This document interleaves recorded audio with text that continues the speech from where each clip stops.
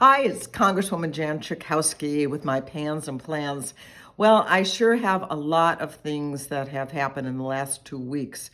I've really been on the road and helped to pass some really important legislation, including what we call our Omnibus funding bill. That is the legislation that provides for the 2022 fiscal year. Well, we're only about 5 months late in getting it passed. Until now, we've just had extensions of the last budget. It was in the Trump administration. So it was very important that we get this legislation passed, and has a lot of things for a lot of people. This is huge. Funding the government is more money that we will spend in 1 year than we've going to be spending on the later when we pass the version of the Build Back Better or even the infrastructure bill. This is a one-year budget. And the things that we do that are so important and that really convinced me that it was really important. I don't love all the money, the funding that goes to the military. I think we could do some cutting back on that. But I am really happy about the domestic spending that we're going to do, creating good jobs, spending money on on climate. The president's cancer moonshot, putting money into cancer research, raising the Pell Grant for students in college, and more money for childcare, for early education, for housing, for seniors. So this is a really, really important bill. One of the other really compelling parts of that was the $13.6 billion that will go to Ukraine and helping people who have been afflicted by this terrible decision by Vladimir Putin to just attack with no provocation.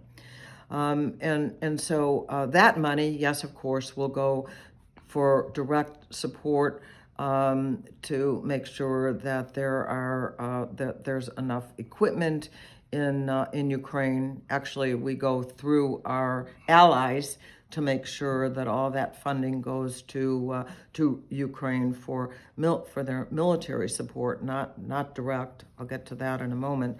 But we also have a good deal of money for refugees that are going to other countries. We owe a gratitude, some thanks to the countries that are accepting, particularly Poland, that has been taking so many refugees that are coming. Remember, these are mostly women and children, because the men and younger men have to stay in Ukraine. So these are families usually without the male spouse or even male older children that are going. So it's a pretty desperate situation, no question about it. But getting them to safety is very, very important. There are ways for you to contribute. We can get that information to you if you want to help in refugee resettlement and humanitarian assistance, and that would be good. Packages, no. It's all about money if you want to help. That's the only usable thing. Let me just say that Vladimir Putin right now, has not made it all the way to Kyiv, the capital of Ukraine, and is really pretty much bogged down. Nonetheless, there are all kinds of attacks outside of that area.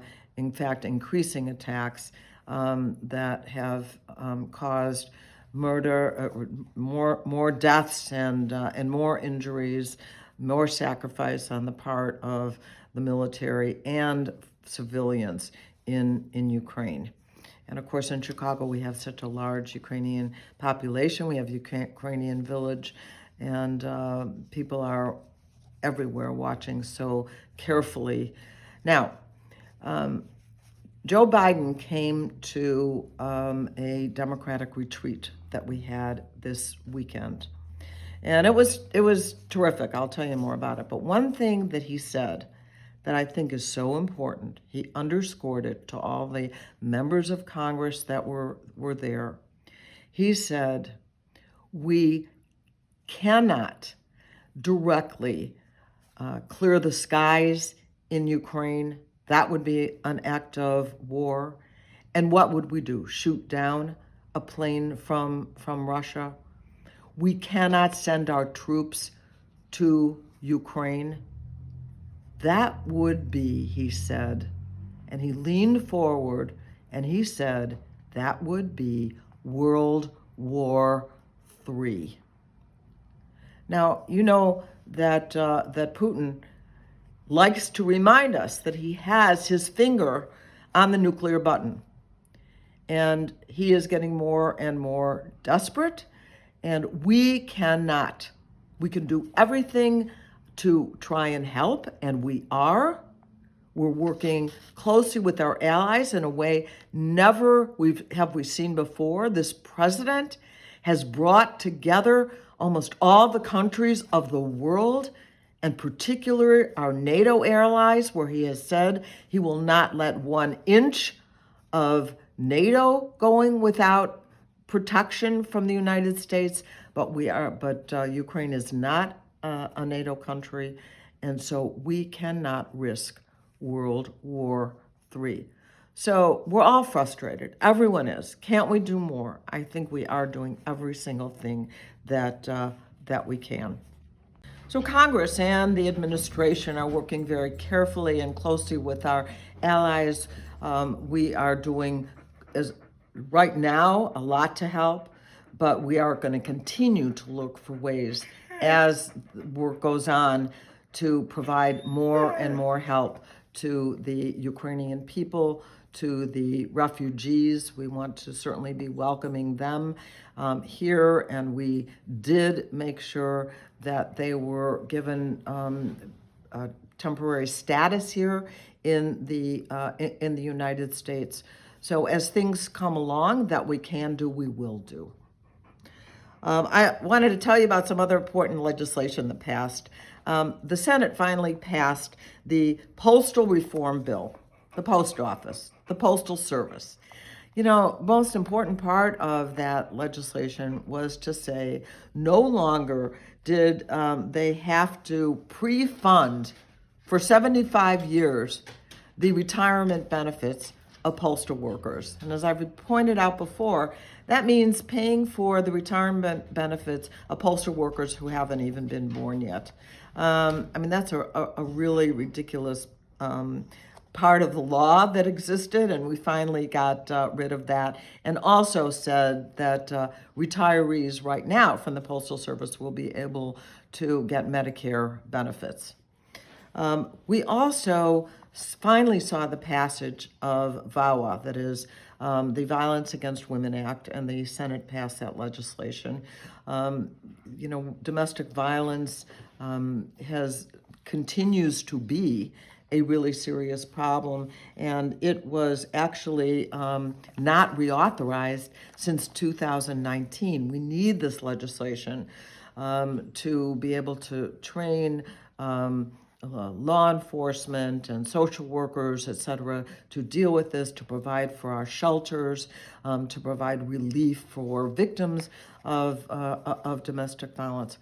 The leaders of the gun violence prevention community, by and large, are happy with this legislation and the fact that it's finally been passed. But there was and is one unfortunate deletion. The senators, the Democratic senators, tried very hard to get a provision in the legislation that said that anyone who is convicted of domestic violence would not be able to have a gun, to have access to a firearm. And that's called the boyfriend loophole. Unfortunately, the boyfriend loophole is in the legislation. We're going to continue to work. We're not done by any means fighting to protect all Americans from gun violence. We see it so much in our own communities and the city of Chicago and beyond. So we're still on the case, that's for sure. But the Violence Against Women Act was had to be passed and has many, many important provisions. We also passed the Emmett Till Anti-Lynching Act. There have been 200 tries over the years to pass legislation that would make lynching a federal crime. Can you imagine? Bobby Rush, Congressman Bobby Rush, and this is certainly going to be one of his legacy bills, he's not running again for Congress, is to finally get this legislation passed unanimously in the Senate, with 3 Republicans in the House voting no. It's hard to imagine. So there was overwhelming support for this legislation to finally say that lynching is against the law in the United States of America. Meantime, last weekend, my husband Bob and I had the pleasure of going with an organization called Faith and Politics. John Lewis used to, when he was with us until, just last year, was head of that organization and would lead us on civil rights pilgrimages. Well, there was a civil rights pilgrimage this last weekend too, and Bob and I had the privilege of going as well. We went to Montgomery and Selma and Birmingham, Alabama. And we saw and talked to many, many people, saw many things about what was and is going on in the South. But also, I wanted to tell you that we went to an amazing museum called the Legacy Museum that in the most profound ways talks about the history of slavery in the United States of America, from the very beginning until the lynchings and the discrimination, and even in this museum, the current murders like George Floyd still in the museum. This museum is the brainchild who helped execute it of Brian Stevenson, who has been fighting for justice and against lynching, modern day lynching as well. And this is a museum in Birmingham, Alabama that you definitely, if you can get there, want to see. It's kind of life-changing. And Brian talked to our group, so incredibly inspiring. So we're still fighting for justice. There's no question about it. And reminding ourselves of our history is very, very important, and making sure that our children learn as well. Also on that pilgrimage, we went across the Edmund Pettus Bridge.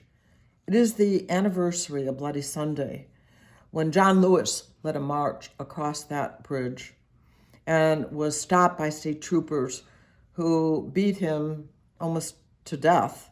He thought he was going to die. But John took from that experience, went to Washington, and helped to pass the Voting Rights Act. So John has always talked about hope. I miss him so much. So that act of crossing the Edmund Pettus Bridge in Selma, Alabama, did lead to something really positive. And John Lewis would always say to us in our caucus, in our meetings, and to any crowd he spoke to, any individual, especially young people who we love so much, that hope, that we need to continue to fight, that we can't give up, we can't give in, that we need to get into trouble, good trouble. And certainly he did that day on the Edmund Pettus Bridge. So it was a very, very inspiring moment always to be there. And on this pilgrimage, when we went to Birmingham and Montgomery and Selma, change was really evident because the mayors of all three towns are African Americans. So time and effort and struggle and organizing has really made a difference. I wanted to tell you about a hearing I had on daylight saving time. Now, I hope all of you have not missed any appointments because you failed to jump forward and move your clock up. I know losing an hour sometimes can be a little stressful, but the conversation is raging on daylight saving time versus standard time. So at my hearing, we had experts. One of them pointed out that about 70% of Americans right now think we should have just one time, not go back and forth. And most people seem to believe they want the later hour. They want more light. They want year-round daylight saving time as the only time that we have. Now, there were also experts who talked about health effects of not having morning sunlight, especially for children on their way to school, that it could be a problem for even traffic safety. But the switch also seems to have health effects, that there is somewhat of an increase in heart attacks, in mental disorders because of the change in time. So we'll see. As a member of Congress, we did make a change, made daylight saving time come earlier some years ago. I was in Congress and I thought, wow, we can even change time.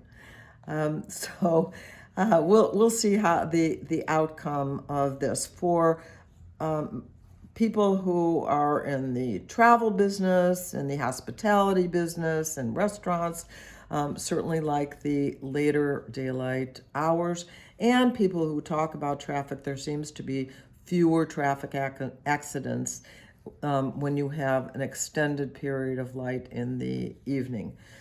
I would really love to hear from you what you think about daylight saving time or standard time or keeping it both ways.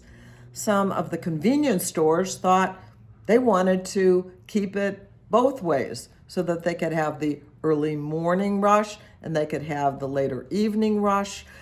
So let me know what your preference would be. I'd really be interested to hear about it.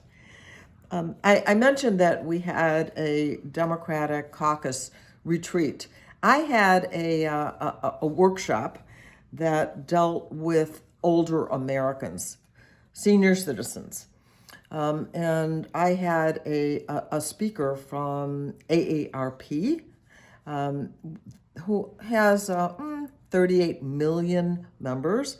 They do a lot of research. And one of the things they were saying is that well over 60% of voters in midterm elections, that's what we call this one, are 63 years old and older.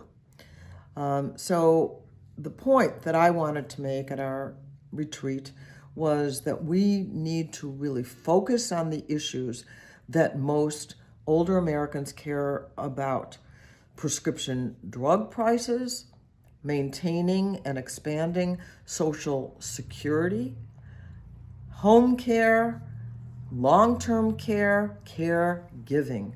Those are really the big issues. And as the co-chair of the Democratic Task Force on Aging and Families, that is a priority of mine as well. And finally, on coronavirus, most places you go right now, you do not have to wear a mask. Of course, I've been doing a lot of flying.